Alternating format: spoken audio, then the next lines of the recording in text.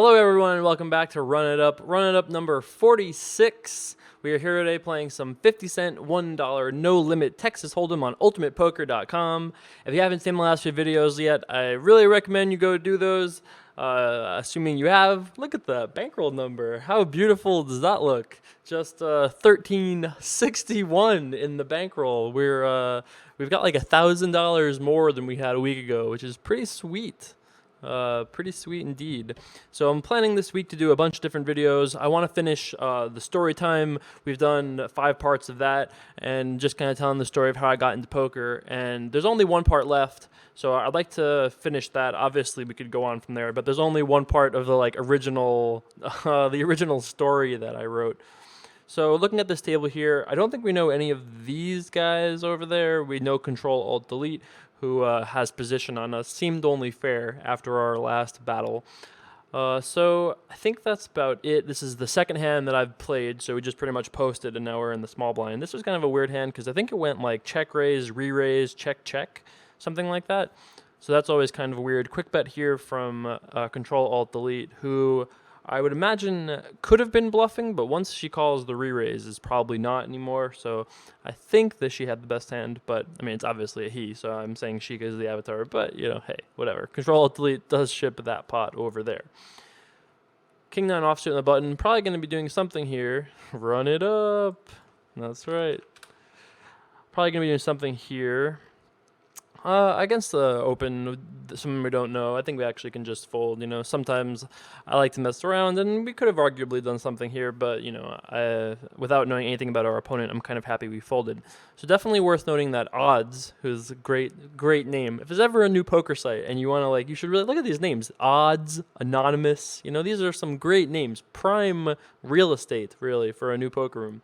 So I guess Broomcorn connected with that flop there and just decided to ship it in, and Odds just, you know, can't really, we don't know too much, because Odds could just have ace king obviously there and have played his or her hand perfectly well and then just had to bet fold, so that would have been totally fine, of course. So don't really learn a ton there, besides the fact that Broomcorn didn't seem to hesitate too much before seeing a flop.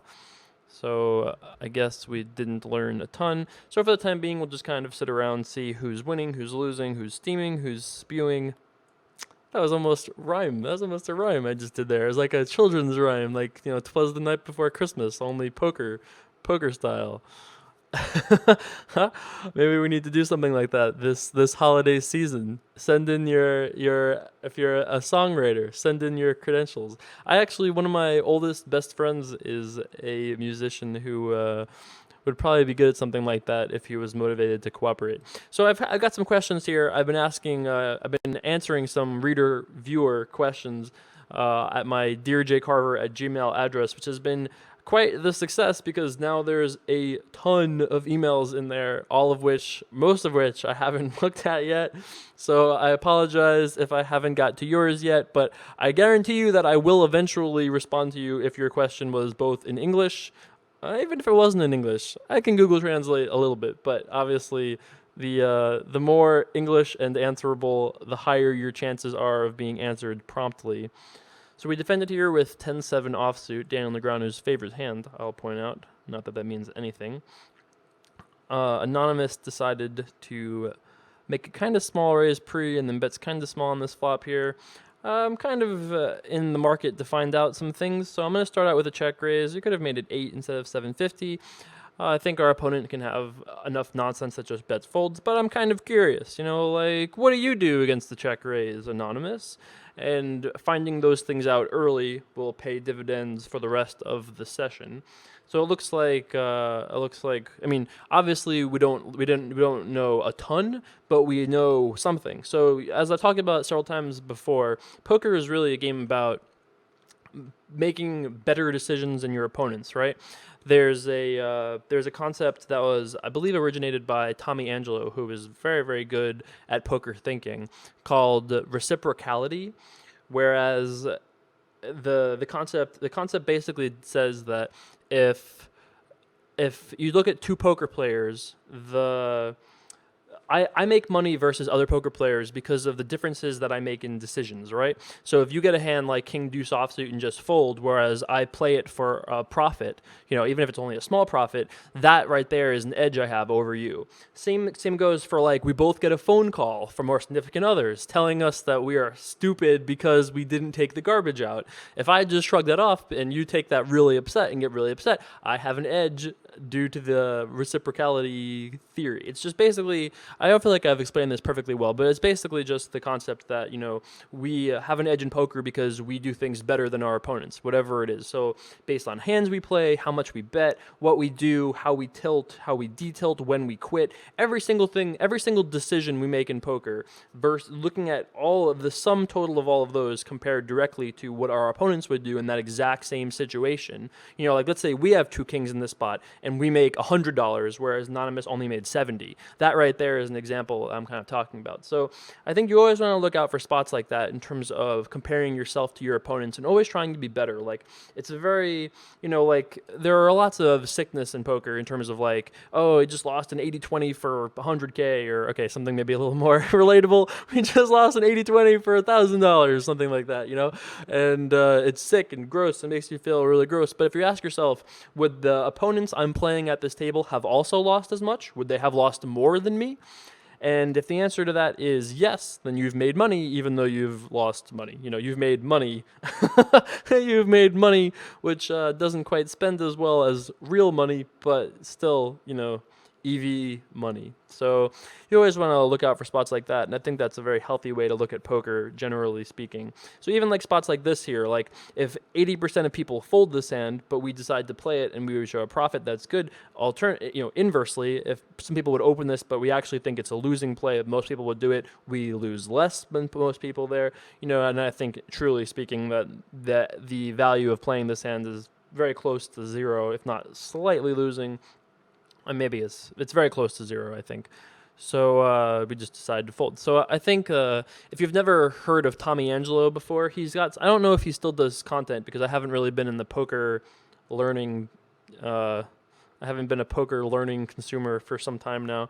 But I'm not sure if he still makes content. But he used to make he made a really good series on Deuces Cracked not too long ago. Ooh, just all in, huh? I wonder if that's a misclick. It's the danger of having that all-in button, which I'm really not a fan of. I mean, he obviously could have just dragged the bar, but I think that this is one of the maybe a potential danger of the all-in button. Looks like he got the job done this time. Shipped the old $1.50. Not the best ROI I've ever seen in my life. Ace and king. Let's raise it up. $3. I don't really understand why there are $2 chips. It's a $1 chip and a $2 chip. I don't think I've ever actually played with the real $2 chips in person before. They usually only have those weird $2 chips in those like limit games, right? Where it's like a 2-5 limit game or like a stud game or something like that. I've seen them around before, but I've never actually played with them. We're gonna re-raise here. Sometimes I like calling in spots like this, but given that the first guy has only got $40, I feel pretty confident just raise getting it in against him. I believe we will show a profit doing that. This is also fine if it goes raise, call, call. I suppose that also happens sometimes. Although I didn't expect it to happen. It doesn't happen that often. It does happen sometimes. I'm going to start here with a bet. I think 10 will do fine. If Zach decides to shove, we probably just fold. I mean, you don't think that he's going to shove a hand like 9s in this spot? That would be kind of weird for him to just be like, I'm all in with 2 9s with a guy behind, be re-raised, and then bet. I don't think he would shove worse pairs. He does shove flush draws, but. So now I've got a decision between. I don't think he ever folds an ace if we bet, right? So there's no point in betting. He never folds a better hand than us if we bet. So the question is, when we check and he probably shoves, do we have the right price to call? Does he have often enough spades or 4s or straight draws, stuff like that? So let's pretend he's all in because he pretty much is. So let's say he bet 22 here into like 66. If he has an ace, we're near drawing dead. If he has spades, He could definitely have spades here. You know, this is one of those spots where we just don't really know our opponent. If we knew our opponent, we'd obviously be able to make a more correct decision. Sometimes I would always just check call all in there, but I actually also think that because he bet 12 and not 22, he's a little bit stronger. You know, like if he had spades, he might be more inclined to just shove and try to like max out his, try to maximize his chances of us folding.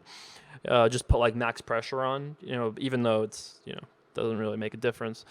So it's possible he made a mistake against, like, he could have had a hand like 4-5 suited, in which case we're making a pretty bad mistake by folding.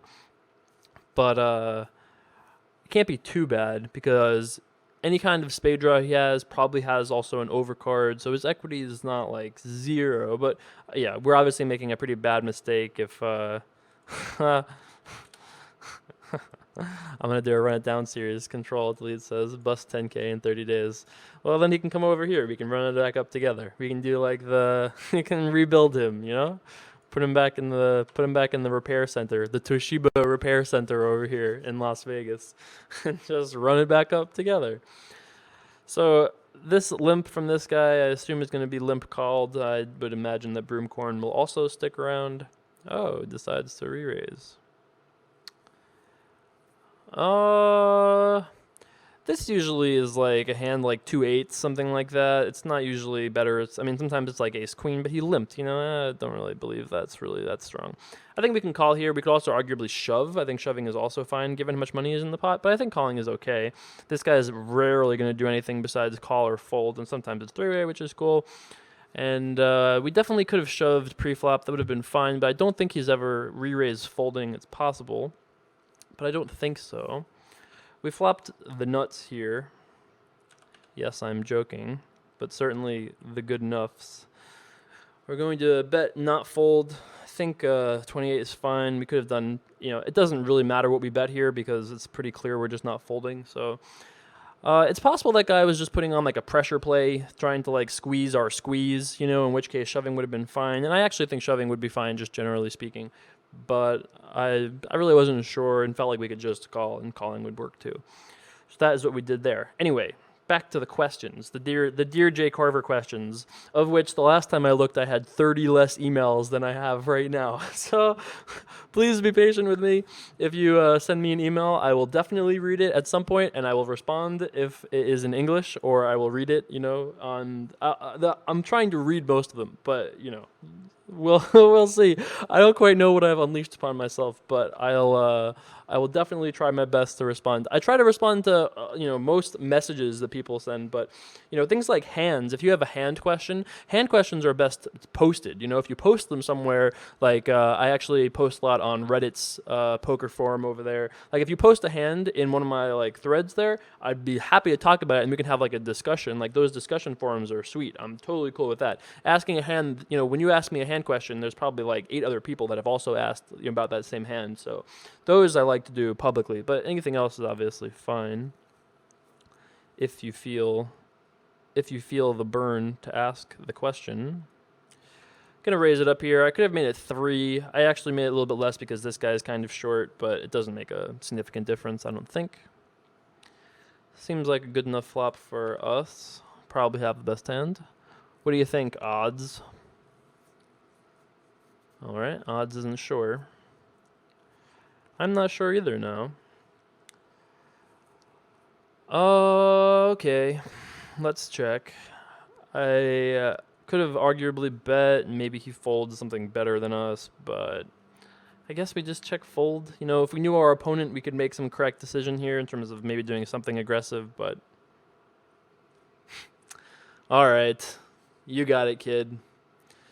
Your sexy nurse outfit, I just was too distracted. It's really a flaw in the software design that the cards are covering the breasts, That's really quite a mistake. If you're going to wear a sexy nurse costume to the poker table, you really should keep your cards away from your, most prized asset, I would think. I'm just saying.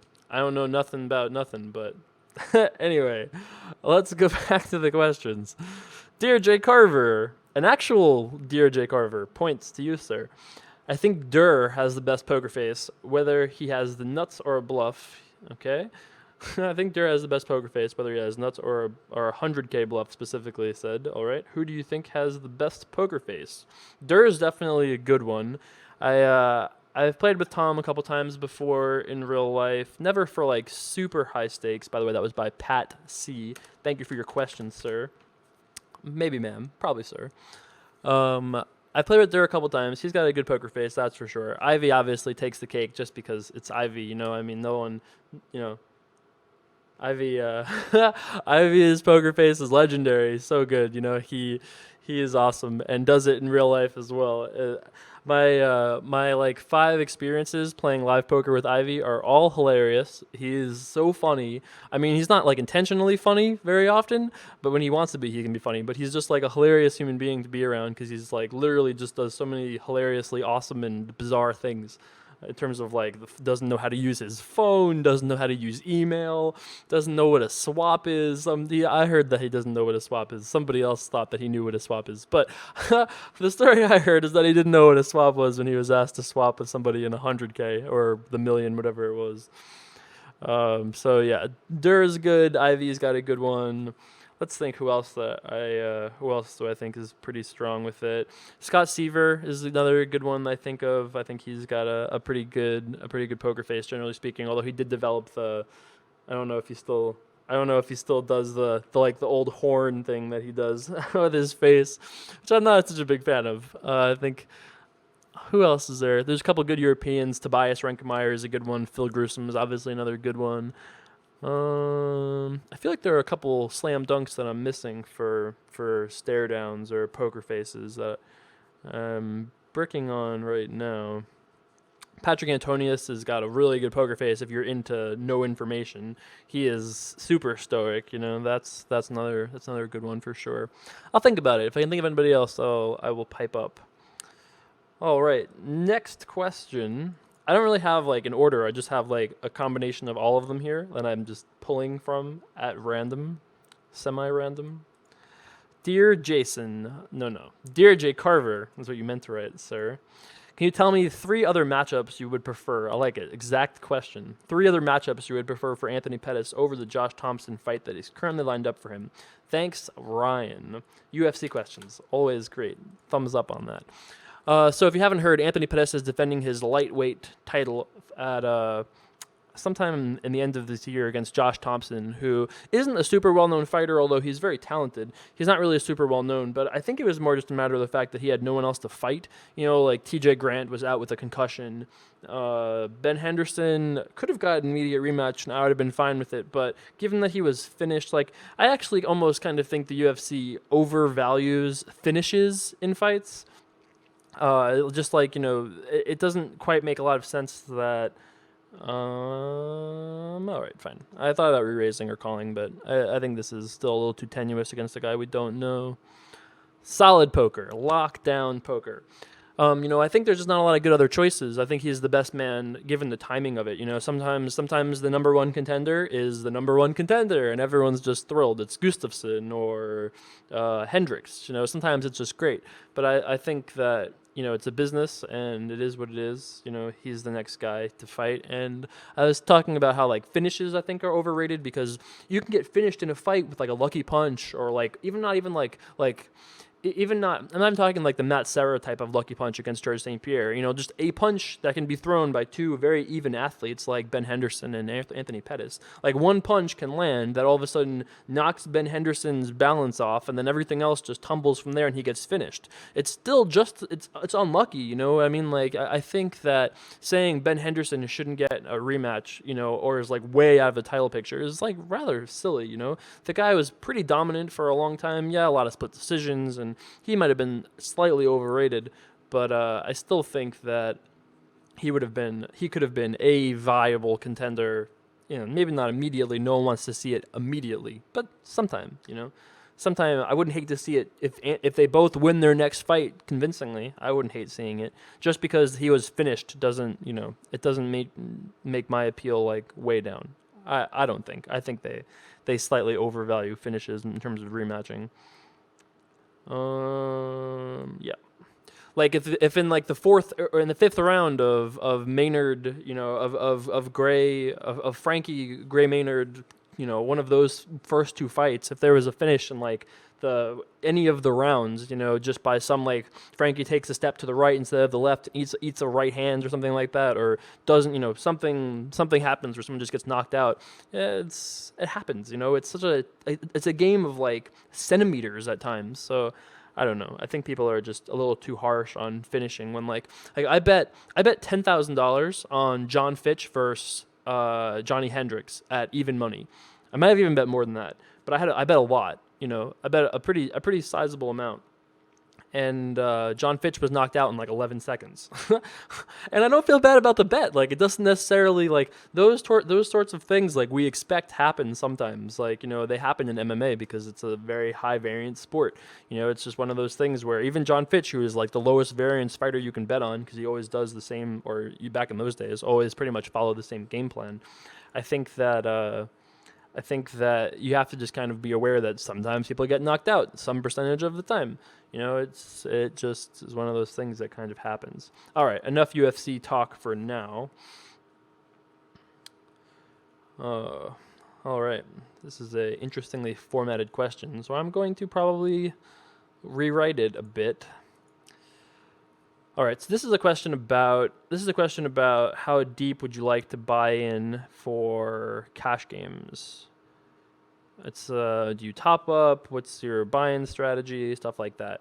I think it kind of depends on what the game is like. If you're in a game with everyone that is new, then you definitely should buy in shorter rather than deeper until you get a feel for things. Like if you're playing a game that's kind of high stakes, like depends what you're most comfortable with, obviously. Like we bought in for full here, but it depends like what's everyone else bought in for, how you feel, what do you feel like your edge is going to be better at? Is it a short stack or a big stack? Like I think it's one of those things where you got to kind of just see how you feel, what's the game like. Ivy never bought in for more than 50 big blinds for a long time at high stakes, and he also had like a 2 buy-in stop loss. Like I haven't followed the high stakes games not like I used to really like swept them all. I haven't followed them in a while, but he used to buy in short all the time, especially with his first bullet. And I think it's fine. It's a fine strategy, especially it's really up to you and what you're comfortable with. And as far as auto top up goes, again, it depends if you've been playing for a while. Like you saw it in our game yesterday, we rebought when we had 20 and, wanted to get back to 100 because we had just made a big bluff and wanted to exploit that. So it really depends on the situation. Like, I don't think that if you're new, obviously you want to hear like, this is what you should do all the time. And in that case, my answer is 50 big blinds to start is cool, but whatever everyone else is doing is good. And whatever you feel most comfortable with is probably best. And as far as auto top up, that's the same thing too. If you want to rebuy. If you don't want to rebuy, don't feel any pressure to. I don't think that there's any. I have several very good friends that never top up. They just play their stack until they're out and then rebuy. That's it. I think that's a very fine and viable strategy, and one that I subscribed to for a while until my poker time kind of got squeezed into 30 minutes a month or something like that, and then then you want to be at max stack the whole time so you can actually make the most money you can make, and I don't want to play short stack poker for my one high stakes poker session a month, so it's really kind of up to you, I think. Sorry if that wasn't too helpful. I feel like we haven't really got too many hands here. I feel like I'm glad I have these viewer questions all lined up because I feel like we haven't really had too many good spots.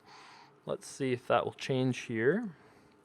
Certainly going to be raising this hand. I think we can make it 2 because this guy's still got 20 bucks and he had been shoving a decent amount. Control delete, I think, is possible. It's certainly viable that he can attack us here. He is still playing a lot of tables, so he might not, but we have seen him exploit position a little bit. Making it 10 is quite a bit. A standard size here would be like 6, 650, 7, 8 at most. Making it 10 makes me feel like this probably isn't going to be a profitable call for us to make out of position against a guy who we know is capable of being aggressive. So I think we just fold. All right. I wanted to play a hand and they just punished us. It just gave us the business. Get out of here, Jake Carver. I know your business and your light raising under the gun, All right. You got it. Certainly going to be defending here at the 6-7 of puppy dog feet against the short stack is even sweeter. We like playing hands like this against the short stack because our decisions are very easy. We flop pair. We all in. Yep. I'm all in. All right. There you go. That is that. I guess we could have made it like 8 or something like that and tried to do something that tricky, but realistically speaking, I think that's a little silly to go back and critique, I think. So yeah, this week I'm planning on doing the storytime video, trying to finish that little first part up of that. There's another video that I have plans on doing, I've been talking about for a little bit, that you guys will like, but that will require like 8 hours from me, which I do not typically have on any given day, but I might this week, and I'd love to have that video come out Thursday. There's another video coming out this week, or should be, that's a little something different that you guys will hopefully like. A couple of cool things going on this week actually in video land. So a couple of giveaways I think should be either announced or done this week. It should be fun, and I'll be streaming at least a couple times. Probably League of Legends. I think I'm actually kind of over streaming poker for now. I mean, not necessarily like over it, but just because of the fact that like those Twitch streams, if we just they're not really so good after the fact, and people don't like going on Twitch, which I don't really blame you for. People don't really like watching them on Twitch, so I have to upload them on YouTube, but they're not really YouTube videos. They're like 2 hours long of like question and answers, stuff like that. So I'm not really a huge fan of that format. But maybe there's some way we can do like a run it up hangout, or we can like do like a premiere of an episode. Like these episodes, I'm gonna try to stick to the 10 a.m. Pacific time release schedule for at least the next few days. I like releasing them earlier on Friday because people usually go out Friday night, so those usually come out earlier. But for the most part, that 10 a.m. Friday number, or the 10 a.m. Pacific, is usually, seems like it's a good time slot for videos. Let's see if Control-Delete takes the bait. Not this time. Gonna have to call here. The guy's been shoving enough. Our hand is decent enough. Am I loving it? No, but whatever. $9. Run the cards, boys. Fair enough. That is not the greatest of flops for the queen and the 10. We're just drawing dead. No big deal. No big deal. Drawing dead. All right. Thanks for playing. Thanks for playing. I guess it's fine. What am I saying? I'm going to start like, maybe we shouldn't have. Nah. Get out of here, Nit J. Carver. Nit, results-oriented J. Carver showed up for a second there. Get out of here. Get out of here. All right, so I will have to. I think we're gonna play for another orbit. I will load up more viewer questions if we keep getting kind of cold cards here. I guess that is one of the things about putting every session up on YouTube. Sometimes we get sessions like this where it's not necessarily the greatest of poker action. I did look at the seats when we first sat down. I mean, when I first sat down, there was only one seat available, but I kind of knew this seat was going to be not the best seat because we're out of position on Control-Delete, who is probably the second best player in the game, assuming that we're likely the best, especially given that he's playing so many tables. So it's not where you want to be, but we do have position on everybody else, which is probably cool. So could be a good spot to make money. Check InstaCheck. That's interesting. I think I want to check again to him. He could be doing something tricky here and just like check back really fast to like induce us to attack when he has like ace queen and we're drawing stone dead. Can't fold now though because we did turn a jack, so I'm going to call. I think that's fine. Interesting river card. I don't know how he's going to approach this, whether or not he's going to try to bluff or stab at it, or what his plan is. So he did check back on the flop with us drawing pretty near to dead and then decided not to value bet river. So I'm happy with our play there. I think it's fine. I mean, his play is fine. Our play is fine. I'm pretty happy with that all around. All right. Queen jack here, going to be raising. I think even if this guy raises, we would have raised. 3 seems fine. We could have made it 4, I guess. But this guy is still kind of short, so... Once again, I talked about it last video. It's really not a thing like 3 is wrong and 4 is right. It's, whatever. Pre-flop bet sizing is, an art form, like I think I said last time. That's kind of how I feel. All right. This might not be our biggest winning episode ever. It might not be, but I guess we'll see about that. The heater could live, though. All right, call. 5-9 suited. Let's call. This does give Control Delete a nice little window to attack here, especially if he's multi-tabling. This is a good spot where he'll just like see it. Oh, call on a call. I raise. Like it's one of those spots that's very automatic to attack. And I think that we really can't contest it because like what are we doing? We're like limp trapping and then we're going to re-raise and then whatever. This guy could be doing that, but I don't think it makes much sense for us to like re-raise now or whatever. Like what do we really have? You know, what story are we trying to sell here? So Control Delete gets the call with his nonsense. Just because he's at such a good price to do it. So, and then I'm all in. Well, this guy's in a lot of trouble. Oh, he's not in trouble. Not in trouble at all. Well, the 5-9 of spades was not going to get it done. The 5-9 of spades is not getting it done here. Control Delete does end up losing to that guy, but, you know, he played his hand totally fine. It's unlucky that he flopped top pair in a flush draw against aces. If this guy hits and runs, it'll be unfortunate, but... All right, so 30-minute video today. Sorry if you've been jonesing. Hey, there's like 4 hours of content in the last week. You know, you can't be too upset. So you managed to win $8.54 today.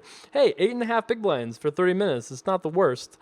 All right, so we ended up winning $8.54 sweet cents. 1561.89. 1370. There you go. All right, we ran it up. The heater is alive, kind of. You know, it's still going. So there's not even really any big hands to recap. But if you enjoyed this video, don't forget to like, subscribe, comment, all those great things. I meant to say this before that if you follow me on Twitter at Jason Somerville, I almost always will tweet the video when I release it. So if you want to see videos when they're released, follow me over there. And if you subscribe, subscribers will get automatically notified when I post new videos. So if you don't follow me on YouTube, subscribe on YouTube and you'll be notified every single time I make a new video. So that's the two best ways to be notified when I make content. Thanks so much for watching as always, guys, and I will see you back for more very soon, probably tomorrow. Let's go with tomorrow. I'm on a video making heater. We're on a heater, video making heater. How do we not? All right, guys, I will see you back for more tomorrow. Thanks so much for watching. Peace.